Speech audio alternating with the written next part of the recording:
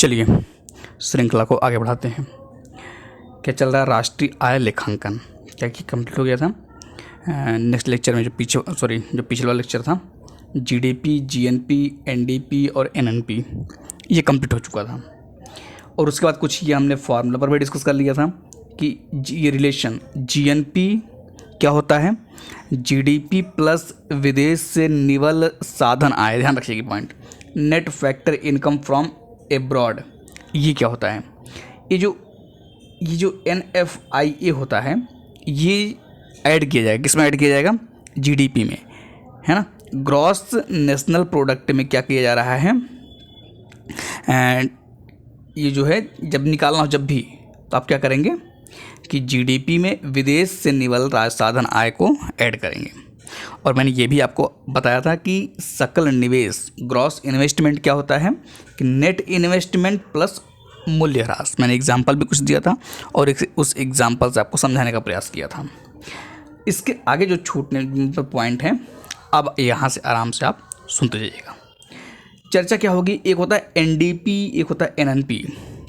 जब भी ऐसा आए, ये नेट है दोनों, पता ही आपको कि जो एन फॉर नेट है, यहाँ पर भी एन फॉर नेट है, बस ऊपर वाला क्या है कि नेट डोमेस्टिक प्रोडक्ट है और ये जो है नीचे वाला नेट नेशनल प्रोडक्ट है। मतलब ये डोमेस्टिक बात कर रहा है, ये नेशनल बात कर रहा है। याद कैसे रखेंगे? जो ये आपका नेट दिख रहा है एनडीपी, ये देखिए, और यहाँ पर देखिए ये भी डोमेस्टिक प्रोडक्ट है, ये भी डोमेस्टिक प्रोडक्ट है। बस करना क्या है कि जब नेट निकालना हो तो ग्रॉस में जो जीडीपी है, जीडीपी का जो ग्रॉस है, ग्रॉस में से क्या करना है, मूल्य ह्रास को घटा देना है। क्या करना है? मूल्य ह्रास को घटा देंगे तो क्या मिल जाएगा आपको? नेट मिल जाएगा। मतलब ग्रॉस में से मूल्य ह्रास घटाएंगे तो क्या मिल जाएगा? नेट मिल जाएगा। बाकी डीपी सेम है, मतलब डोमेस्टिक प्रोडक्ट दोनों में सेम है, एक ये और सेम यही फार्मूला, मतलब यही लॉजिक आप किस में लगाइए? एनएनपी में लगाइए। देखिए जैसे ये लिखा है एनएनपी, नेट नेशनल प्रोडक्ट निकालना है, नेट निकालना है तो क्या करेंगे? ग्रॉस में से मूल्य ह्रास घटा देंगे। मतलब कि एनपी देखो सेम है, नेशनल प्रोडक्ट दोनों सेम है ना। यहाँ पे क्या बस करना है आपको कि ये जो नेट नेशनल प्रोडक्ट है उसको निकालने के लिए ग्रॉस नेशनल प्रोडक्ट में से मूल्य ह्रास क्या करना है? घटा देना है।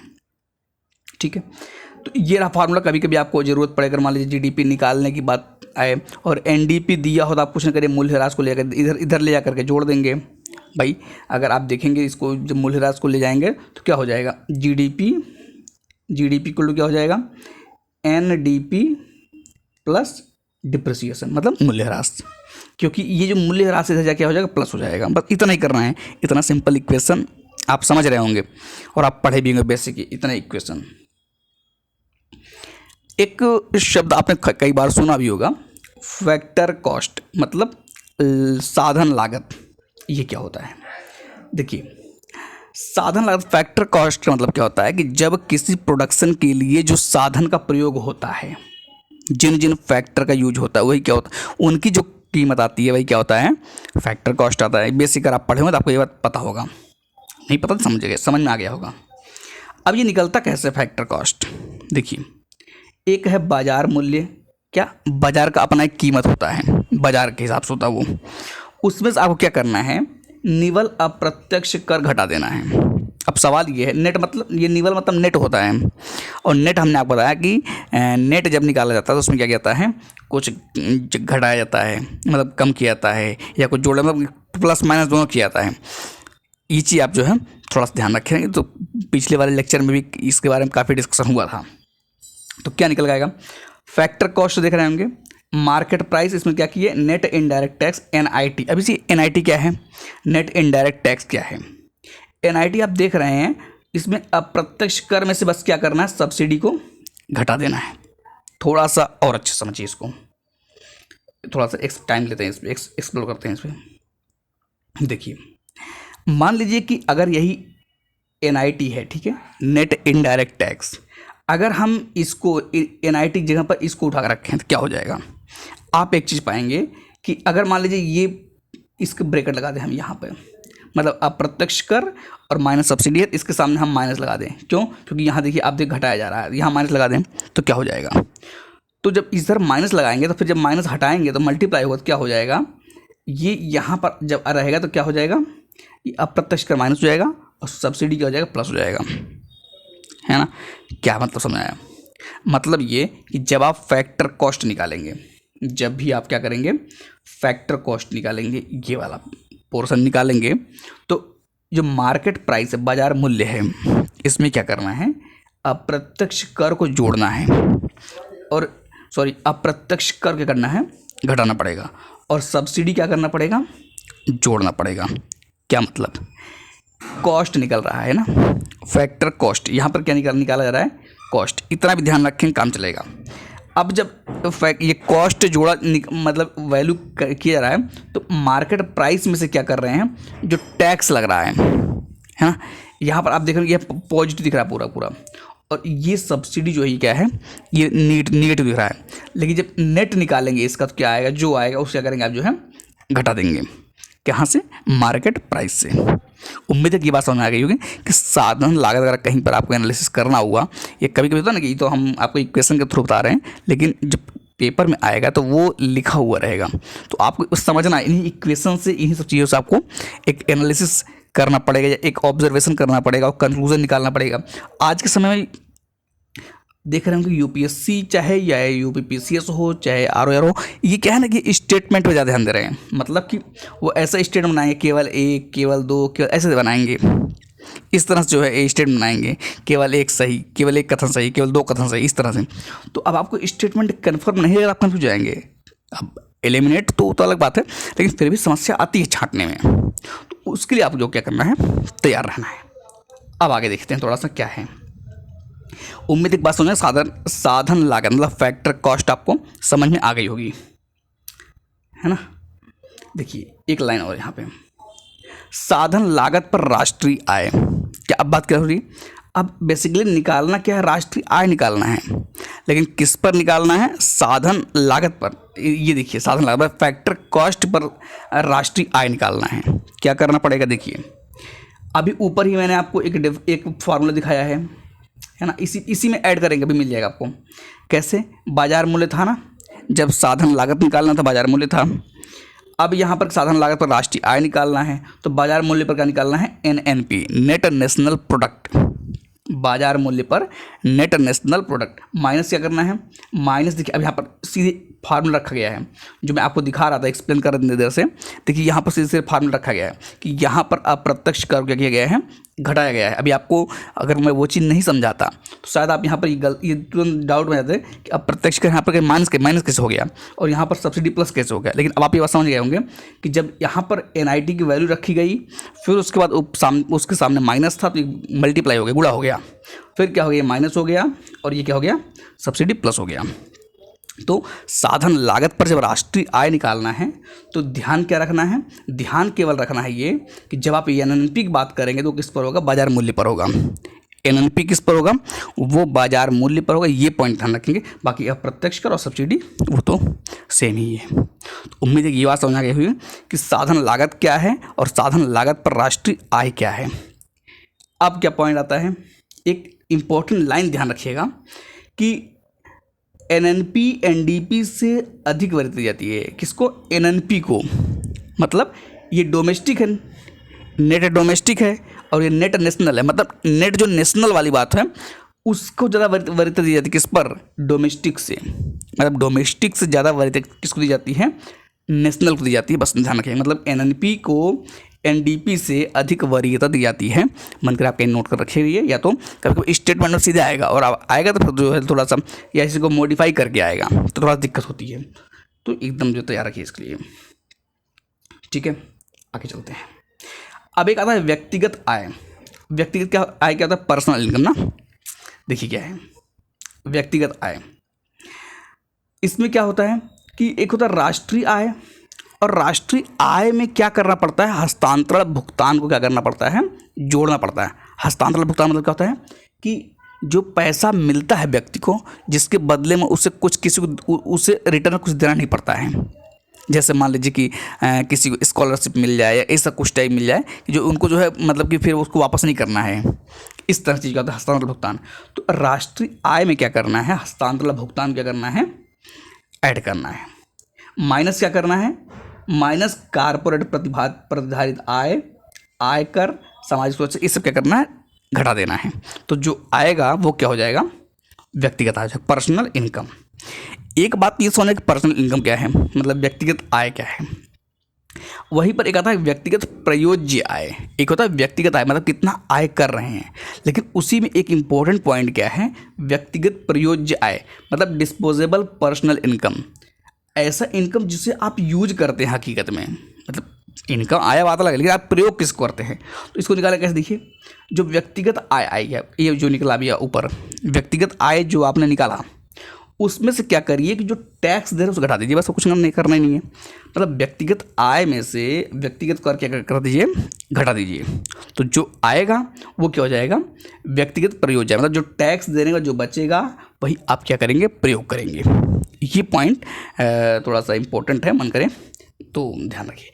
अब देखिए क्या है, एक होता है व्यक्तिगत प्रयोज्य है, अब एक आता है कि प्रयोज्य आय क्या होता है, एक व्यक्तिगत बात। अब यहाँ से व्यक्तिगत सब हटा दिया गया, अब क्या किया गया, प्रयोज्य आय की बात हो रही है। इसमें क्या होगा, इसमें क्या होता है कि जो आप उपभोग करते हैं अपने लिए और उसका जो बचत करते हैं, इन दोनों को जोड़ दीजिए, तो जो आएगा वो क्या हो जाएगा, प्रयोज्य आय हो जाएगा। क्या हो जाएगा, प्रयोज्य आय हो जाएगा। क्या, जो आप उपभोग करते हैं और उसमें जो आप बचत करते हैं, दोनों क्या कर दिए, ऐड कर दीजिए, तो क्या हो जाएगा, प्रयोज्य आय हो जाएगा कुछ टर्म में। अच्छा, एक शब्द आपने सुना होगा, अगर आपने PYQ देखा यूपीएससी का खास तौर से, तो उसमें एक शब्द ये आया हुआ है कि NEER, नीर और रीर, ये क्या है। एक इसके पहले का जो टर्म है वो है, देखिए NER, नॉमिनल एक्सचेंज रेट, ये NER, और एक है RER, real, N for nominal, R for real, ध्यान रखिएगा। नॉमिनल मतलब जो नॉमिनल है, और रियल फॉर मतलब वास्तविक, तो पता ही आपको। अब उसी का जो है एक एक्सटेंडेड वर्जन है, क्या है, नीर। नीर क्या है, नेट इफेक्टिव बात हो रही है, sorry nominal effective exchange rate, यहाँ पर नॉमिनल एक्सचेंज रेट और यहाँ पर नॉमिनल इफेक्टिव एक्सचेंज रेट, बस इफेक्ट ये सब ध्यान रखिएगा। और ये क्या है, रियल इफेक्टिव एक्सचेंज रेट। इन दोनों शब्दों को ध्यान रखिए। एक्सचेंज मतलब क्या, अदला बदली करना, और रेट मतलब जो अदला बदली करने का जो एक दर होता है इकोनॉमी की भाषा में। अगर आप पढ़े होंगे, थोड़ा सा पढ़े होंगे या न्यूज़ वगैरह पढ़े, समझ में आ जाएगा, समझ गए होंगे। तो जो ये नीर और रीर है, या जो NER और RER है, ध्यान रखिए क्या लिखा है कि NER और RER के विपरीत NEER और RER प्रत्येक विदेशी मुद्रा के लिए अलग अलग निर्धारित नहीं किया जाता है।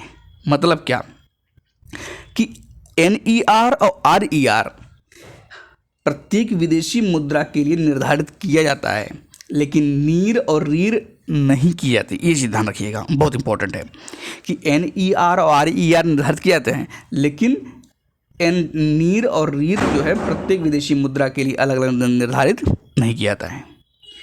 उसके बाद एक फार्मूला आपने ये PYQ जो आपने देखा होगा यूपीएससी का, तो यूपीएससी का, यूपीसीएस का, जो भी देखे होंगे आपने, BPS वगैरह, ये फार्मूला आपको बहुत मिलेगा।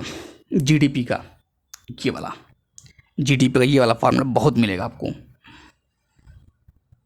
इस पर बस आप क्या ध्यान रखना है कि ये जो CIG है, इसमें ये एक्सपोर्ट और इंपोर्ट है, एक्सपोर्ट माइनस इंपोर्ट, ये वाला चीज़ ध्यान रखना है। कभी कभी कुछ लोग क्या करते हैं कि ब्रैकेट हटा देते हैं, मतलब इस तरह से कई बार डाउट आता है, तो थोड़ा स्टैंडर्ड फॉर्म ध्यान रखिएगा। और ये ऑलरेडी एग्ज़ाम में आया है, तो इसलिए इसमें भी सस्पेंस आपको नहीं रखना है। तो ये रहा आपका कुछ जो है GDP से रिलेटेड। अच्छा, GDP कैलकुलेशन करने के लिए जो है 3 विधियाँ होंगी, ये तो आपने पढ़ा भी होगा कि आपका जो एक होता है उत्पाद विधि होता है, या आपका जो है एक देखिए कि आय विधि होता है। इस तरह 3 विधियाँ होती हैं। तो ध्यान रखिएगा कि भारत में मूल्य वर्धन या उत्पाद विधि का प्रयोग मुख्य रूप से पंजीकृत विनिर्माण इकाइयों और प्राथमिक क्षेत्र में किया जाता है। कहाँ पर, पंजीकृत विनिर्माण इकाइयों और प्राथमिक क्षेत्र में, प्राइमरी सेक्टर में किया जाता है।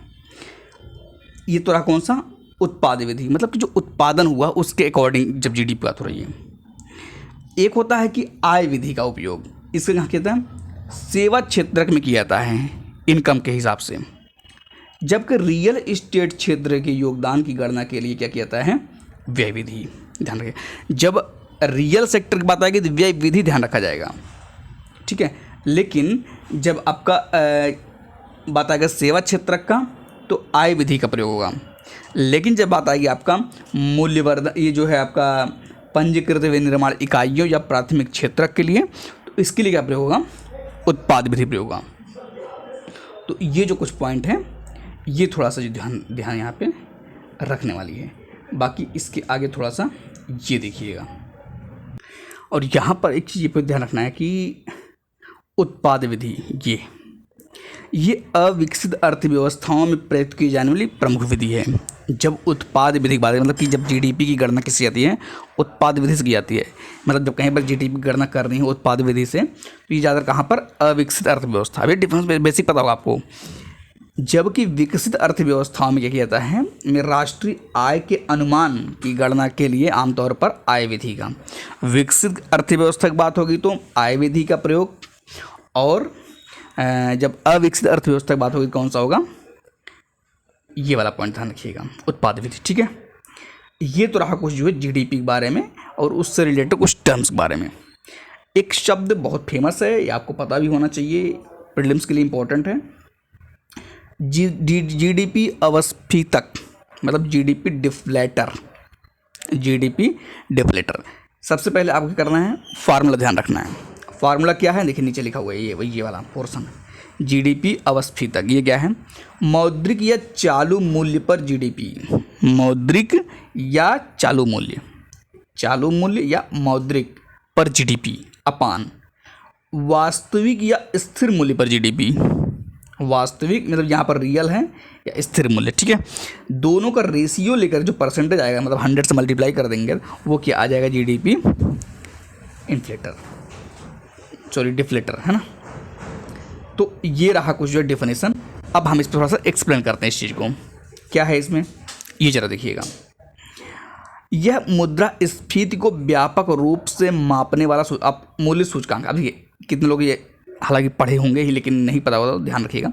ये मुद्रास्फीति इसमें आया है, इन्फ्लेशन।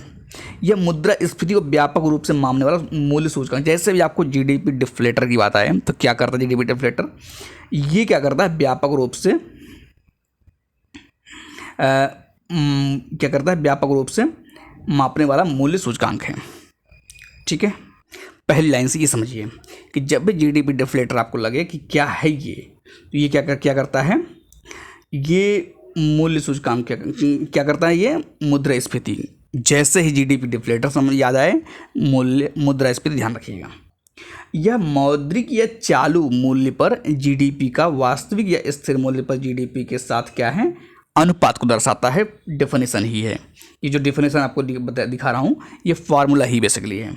क्या कह रहा, यह मौद्रिक या चालू मूल्य पर जीडीपी, देखिए ऊपर लिखा हुआ है मौद्रिक या चालू मूल्य पर जीडीपी का वास्तविक या स्थिर मूल्य पर जीडीपी, नीचे देखिए वास्तविक या स्थिर मूल्य पर जीडीपी लिखा हुआ है, के साथ अनुपात को दर्शाता है। और यही क्या है आपका, यही आपका है जीडीपी डिफ्लेटर, ठीक है। एक शब्द आपने सुना होगा कि डब्ल्यूपीआई और सीपीआई, आगे ये सब बहुत अच्छे डिस्कस होगा, बस इतना ध्यान रखिएगा। डब्ल्यूपीआई क्या है, होल प्राइस इंडेक्स ये, और सीपीआई क्या है, कंज्यूमर प्राइस इंडेक्स। ये होल की बात कर रहा है, ये कंज्यूमर बात कर रहा है। यहाँ थोड़ा सा आप अगर बेसिक पढ़ेंगे तो आपको पता होगा, नहीं तो आगे जो है डिस्कस होगा। कह रहा है कि डब्ल्यूपीआई और सीपीआई के विपरीत जीडीपी अवस्थितक वस्तुओं और सेवाओं के लिए एक निश्चित समूह पर आधारित नहीं है। तो क्या मतलब ये कि अपितु ये संपूर्ण अर्थव्यवस्था को सम्मिलित करता है, संपूर्ण अर्थव्यवस्था को। ध्यान रखिएगा, जीडीपी डिफ्लेटर किसी एक निश्चित समूह पर आधारित नहीं है, कोई एक निश्चित समूह इस पर आधारित नहीं है। किस पर आधारित है, ये है संपूर्ण अर्थव्यवस्था को सम्मिलित करता है। यहाँ से एक लाइन आपको निकल के आ रहा होगा कि डब्ल्यूपीआई और सीपीआई ये किसी निश्चित समूह पर आधारित होते हैं। यहाँ से एक लाइन इसका रिवर्स इंजीनियरिंग करेगा तो रिवर्स पॉइंट भी आपको ये क्लियर हो रहा होगा। एक लाइन और है जो फिर उसके बाद ये लेक्चर कंप्लीट कर देंगे, नेक्स्ट दूसरा शुरू करेंगे। फिर जीडीपी अवस्फीतक का एक लाभ यह है कि उपभोग के पैटर्न में परिवर्तन या नई वस्तुओं और सेवाओं का प्रवेश अवस्फीतक में स्वतः परिलक्षित होता है। मतलब अगर कोई पैटर्न में परिवर्तन हो रहा है या नई वस्तु और सेवा की एंट्री कराई जा रही है कोई भी नया, तो इसमें क्या होता है अपने आप दिखाई देता है। लेकिन WPI और CPI के संबंध में ऐसा नहीं होता। मतलब WPI और CPI की बात करेंगे तो WPI और CPI में अगर कोई उपभोग का पैटर्न चेंज हो रहा हो या कोई नई वस्तु और सेवा का जो है प्रवेश किया जा रहा है तो वहाँ पर दिखता नहीं है WPI और CPI में, लेकिन GDP डिफ्लेटर में जो है आपको स्पष्ट रूप से दिखता है। ये कुछ रहा GDP डिफ्लेटर के बारे में पॉइंट। ठीक है, तो उम्मीद है काफ़ी टाइम भी हो गया, उम्मीद है कि ये बातें पूरी समझ में आई होंगी। नेक्स्ट लेक्चर से शुरू करेंगे मुद्रा एवं बैंकिंग। बहुत कोर पॉइंट लेके चल रहे हैं, बहुत ज़्यादा नहीं कि कहानियाँ सुनाए जाएँ। ये सब बेसिक जब फाउंडेशन में बात करेंगे देखा जाएगा फिर। अभी तो ऐसा कुछ सोचा नहीं, अभी बस मेन पॉइंट। और इतना ज़रूर है कि आप पूरा लेक्चर देख लेंगे तो आपको कम से कम इकोनॉमी के 50% क्वेश्चन ही मिल जाएंगे। भौकाल नहीं मार रहा हूँ, सच बता रहा हूँ है ना। लेकिन खैर चलते रहेंगे। तो नेक्स्ट लेक्चर शुरू करेंगे मुद्रा एवं बैंकिंग, इसको आराम से चलाएंगे। ठीक है, आज के लिए इतना रखते हैं, बाकी मिलेंगे नेक्स्ट वीडियो में।